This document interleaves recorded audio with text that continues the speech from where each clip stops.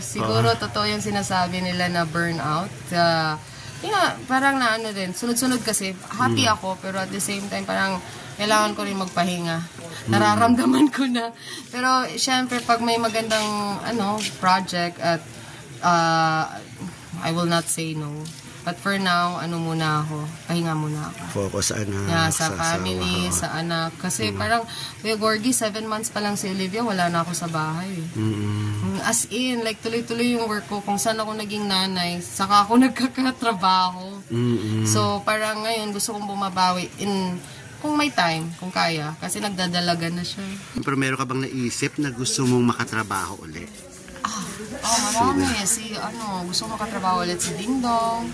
Ding Dong Dantes, I wanna work with him.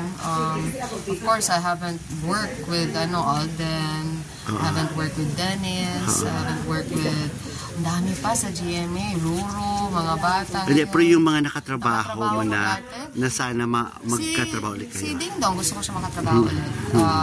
Nung alternate, sobrang iksi lang ng pagsasama namin. So I wanna work with him again. Lalo na ngayon na parang ang tagal na rin yung walang teleserye. Tapos, sino pa? Si Gabi, syempre. Kahit magaan siya makatrabaho. And si Kelvin Miranda. Talaga. Sana I could work with him again. And sana, mabalik ulit yun. Kasi nakakatuwa din naman yung tandem namin. Yes, sir!